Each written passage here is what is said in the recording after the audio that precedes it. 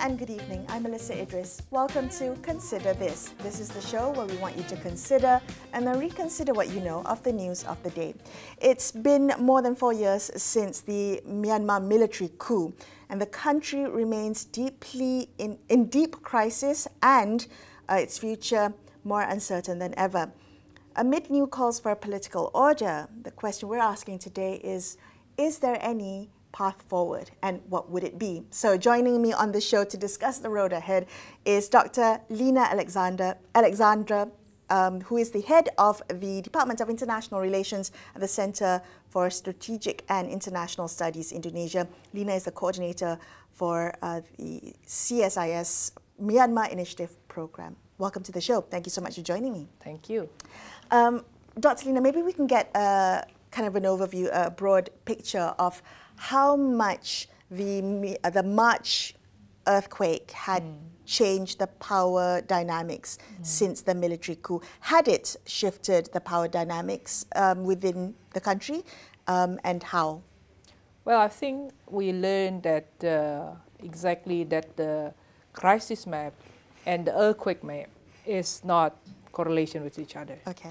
It's not equal. So conflict map doesn't equal to the earthquake map. So because the earthquake particularly happens in the central area where it's under the SAC control.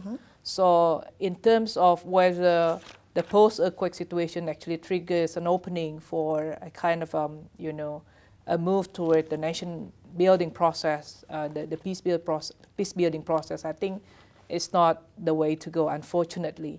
It's quite different with the past experiences that we have with tsunami Aceh and the cyclone Agis, because not all people of Myanmar are affected. Yes, a large number of people are become victims of the earthquake, but the ethnic groups were actually dispersed in the north, in the south, and also in the west. They are not so much affected.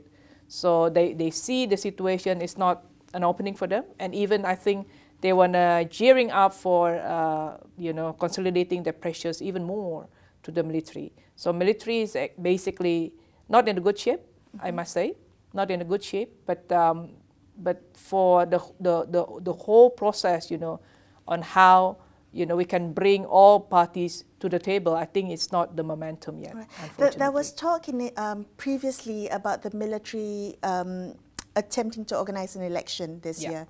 Where do we stand on that? Is that still happening? And what would be the end game for the military in organizing an election? Well, a lot of uncertainty there, I think, but the updates that I heard, I think the military is quite serious this time. I think they are really moving, because I think they are pressured by different factors. First, of course, I think we heard from the session, the China factor is really huge. I think the pressure has been there because China has a very strong interest to see some sort, quote-unquote, stability to exist, to be on the ground, because they want to do their business, the investment, things like that. They need that stability.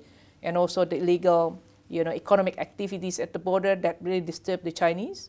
So I think maybe in their mind, by having the election and then after that some sort of government exists in the country, then that can restore some of the stability, domestic stability in the region.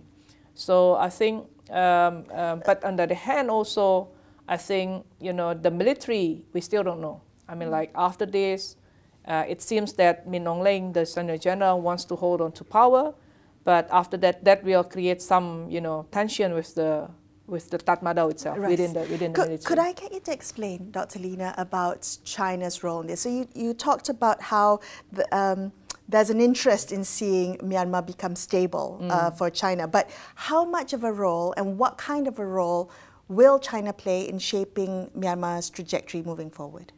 Well, I think China has a very specific interest. It does not have any, motivation or interest, for example, for democracy restoration in Myanmar. It's not ideological. It's not at all. It's very, very pragmatic. Again, we all know China is one of the key frontline states for Myanmar. It's bordering at the north. And as I mentioned earlier, a lot of illegal economic activities going on. and also that actually threatened the Chinese civilians, you know, the businessmen that operates in Myanmar. I see. So that's why they have very strong interest to, you know, to restore some order, because now no government exists basically in Myanmar. That's why they cannot claim, they cannot ask, you know, so-called Myanmar government to please, you know, restore some security and order in your country, right, so that will not harm my citizens basically working in Myanmar, okay, something like that. So, just sorry to interrupt, but having established government, so to speak, in Myanmar that the Chinese government can then request or ask for, you know, security and defense purposes. We've been hearing of renewed interest in a federal system, federal democracy, to replace the military control system in Myanmar. Is that possible? What have you heard? What kind of conversations, discourse is happening around federalism in Myanmar? Well, in our activities, when we engage with different stakeholders, especially the ethnic group representatives in CSIS, you know, in collaboration with other think tank institutions, definitely, I think there are voices from different, especially the large ethnic groups, you know. They voice out, you know, their you know, interest for the federal system to be implemented in the country. But I think, to be frank, you know, I think they are not in unison in envisioning what sort of federal systems they want. You know, they are not consolidative enough, you know, among themselves. What sort of federalism system that they want. Okay, so there's no real agreement or unity in what federalism should look like in the country. Not at all. And especially when you talk about the relations with the NUG, the National Unity Government, you know, I don't think the National Unity Government is into that particular direction to some extent, you know. So I think the relations between the ethnic groups and NUG, I think there's still a lot of things need to be worked on that. I see. But the military, definitely we know they don't want to have the federal system you know, implemented. Is there a risk that the country could head towards de facto fragmentation or balkanism, if we can use that term? Yeah, that's exactly what we really worry, and that happens because of the pushing and the pulling factors, you know, because as I think Minzin mentioned, Dr. Minzin mentioned, you know, that's exactly what we really worry, the partitioning of different regions, you know, according to ethnic lines in Myanmar. So basically fragmentation, right? So that's what, because the encroaching intervention from the external powers, especially China, for example, and also other frontline states, that's something that we really worry to happen, you know. So that partitioning the areas, you know, where they are not really in good terms, sometimes they are fighting to each other, you know.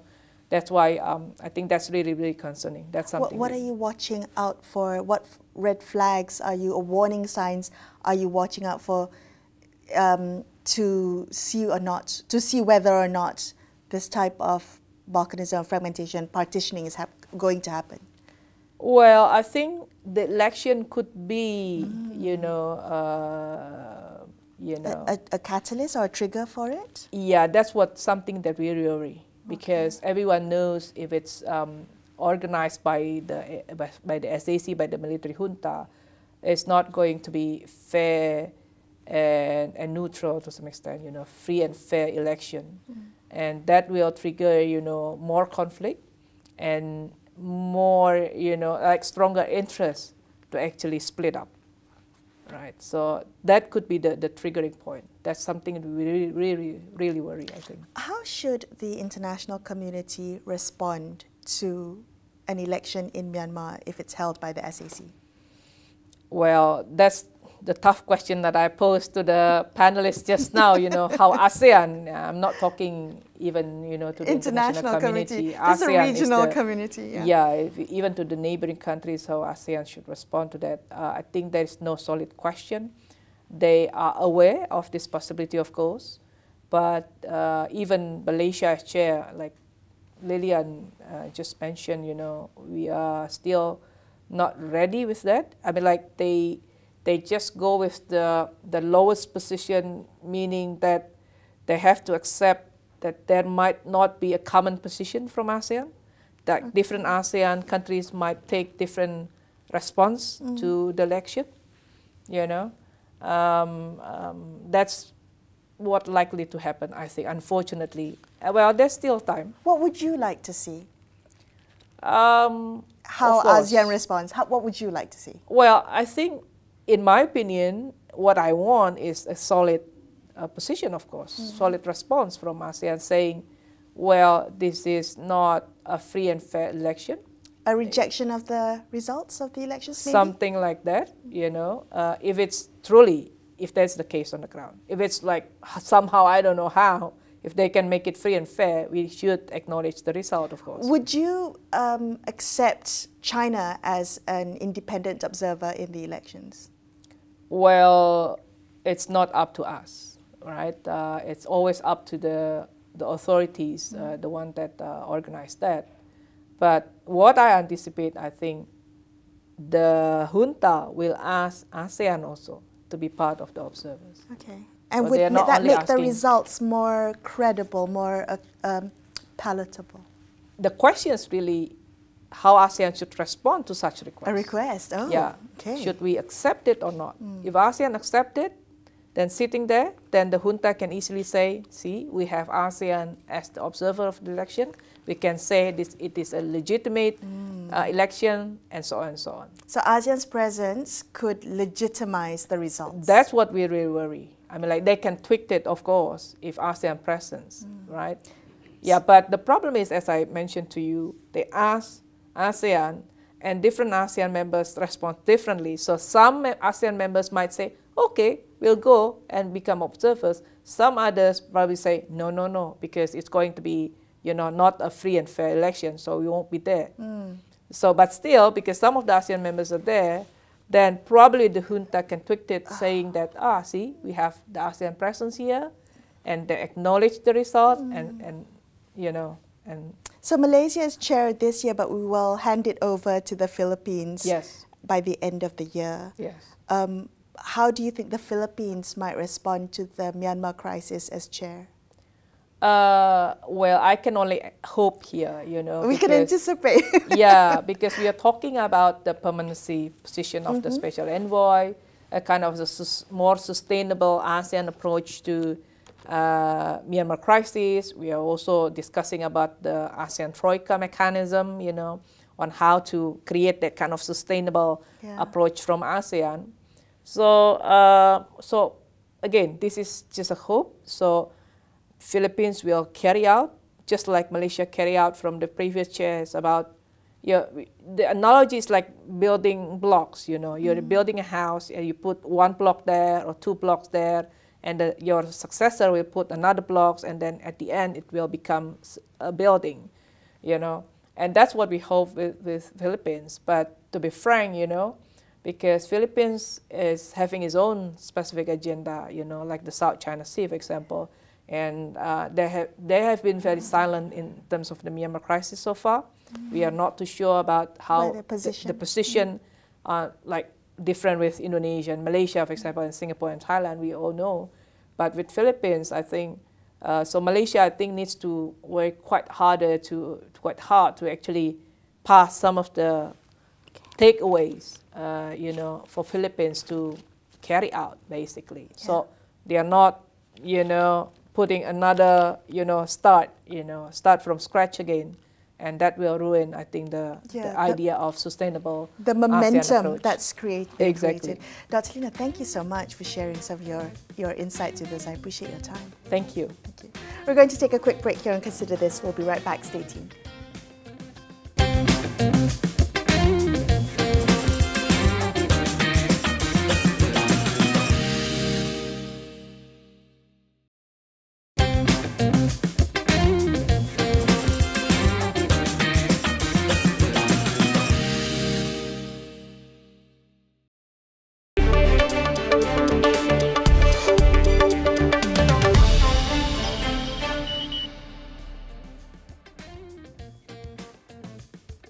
Hi, welcome back to Consider This. I'm Melisa Idris. Conflict, displacement and a collapsing health system have left millions in Myanmar in urgent need of help, with the March earthquake only compounding and deepening vulnerabilities. So joining me on the show now to discuss the situation on the ground is Arnaud de Baecque, who is the head of the delegation for the International Committee of the Red Cross in Myanmar. Arnaud, thank you so much for being on the show with me. I appreciate you taking time on the sidelines of this conference to talk. Could you begin by providing a brief overview of the current humanitarian situation in Myanmar, particularly 3 months in since the March earthquake? Where are you seeing the needs most urgent? Yeah, thanks a lot for having me today. And I think your introduction already stressed the fact that the earthquake was not the onset of the humanitarian crisis. It was just like compounding to the economic challenges, to the hardship and to the conflict-affected areas. And most of the territory is now affected by the consequences of these situations, and the humanitarian needs are strong in Sagaing, in Rakhine, in Shan, in Kachin, and in many other areas, I must say. Okay, so not the whole country has been affected by the earthquake, but the whole country is facing conflict and prolonged displacement in areas. Could you talk to me about your organization's experience? What are the primary challenges that the ICRC faces when delivering aid to the affected areas where the needs are urgent? Well, the main challenge is that the country is very fragmented on political level. Yes. And this reflects on our capacity to access to population in need of humanitarian needs, because we need to talk to many actors, many players. But that's what the ICRC is about. We know how to do it. But it's true that the more conflict there is, the more complex the situation is, the more challenges we have on that side. What are you seeing in terms of needs? Could you maybe elaborate a little bit about what resources are most lacking in terms of sanitation and shelter? Is that being provided by the military junta, who is, most areas are affecting areas covered by the SAC, yes? Yeah, I think at the right after the earthquake, you had a strong support for neighboring countries, from ASEAN in particular, to provide emergency response, but that lasted for a few weeks and was very useful. Now we're more into the long-term recovery, but people are still facing housing difficulties and sleeping outside or on shelters. Access to health is a big issue throughout the country. Clean water is another one, and then economic recovery for people to regain their livelihoods. Okay. So you mean that currently the buildings that have been reduced to rubble, has that been cleared up? People still sleeping on the streets, as we saw pictures in the early days of the earthquake. Is that still largely the situation currently? I think it has changed. It has changed. On the early days, and I realized myself, not being familiar to earthquake, that most of the people were sleeping outside because they were just afraid of the aftershocks and not knowing how strong their houses were. Some of them had their houses destroyed or damaged, and these are still waiting, are still living in dire conditions. No one is sleeping on the street. They have shelters, but now the monsoon season is coming and worsening the situation, because a temporary shelter needs to be strong enough to face the heavy rains. Right. You mentioned that the initial humanitarian assistance that was provided was good. That was very needed and helped maybe mitigate some of the vulnerabilities. But it hasn't been sustained. Is that accurate to say? Well, usually what we saw was more emergency support, for search and rescue and immediate medical assistance, medical help, and then for the long-term response, it's not that broad support from outside, but already, but rather the organizations that are inside, like ours, working with the local communities, local responders, like the Myanmar Red Cross societies and many others that have to keep, being alongside the communities until they fully recover. Could you maybe share what you hope other neighboring countries, ASEAN in particular, what role you're hoping that neighboring states play more effectively in providing some of this long-term humanitarian assistance? Well, I think many aspects are linked to the situation in the country, and this we're not involved into politics. Yes, but we so, see so it's not a political organization. Exactly, but we see there is a lot of political discussions, and we know that peace brings solutions for the people. So we both like willing an answer to be to the humanitarian needs that we see now that are growing, but also hoping for a moment where, with respect with international humanitarian law, needs will not be as big, and with access and solutions for the future, the situation of Myanmar will improve. So the only solution to the humanitarian crisis in Myanmar is a political, diplomatic one? Well, I think yes, that's the way it is. In a nutshell, in a nutshell, that's the way it is. So what then would you say, how then would you say Myanmar is faring in terms of the fact that this has become a protracted crisis? We are 4 years since the military coup, and now, as I say, compounded with the earthquake. What would you, how would you say or assess Myanmar faring in terms of attention and priority to Myanmar when compared to the many, many other international crises that we have happening concurrently around the world? Yeah, but that's clearly a complexity, a lot of tension. Attention are going to the situation that are more in the news, but the situation of Myanmar is very dire. And yes, we talked about the political solution, but while they're sought, the humanitarian needs are still there. And so there is both the emergency to respond to the people's need today and the long-lasting solution. Yeah, someone who does work, humanitarian work in Myanmar, do you think that the situation in Myanmar is getting the national or the international attention it so needs and deserves? Well, probably more political pressure on access for humanitarian support, on long-lasting solution could do no harm, but a lot is happening in the country. So Arnaud, what would you then say to the international community who may have put Myanmar on the back burner? What would you like them to know about the urgency of the crisis? Well, maybe that we talk about 20 million of people in need of humanitarian support in the country, and we need to support, to deliver, to get access, and to reach these people in need to make sure their livelihood is preserved. Right. Well, what kind of support did you say you needed? I think it's support for the humanitarian response, support for access to all people concerned. Some states also finance us, so that's an important part of what we need to operate as well. Right. Arnaud, thank you so much for talking to me. I appreciate your time. Well, my pleasure. Thanks a lot. That wraps up this episode of Consider This. I'm Melisa Idris, signing off for the evening. Thank you so much for watching. Good night.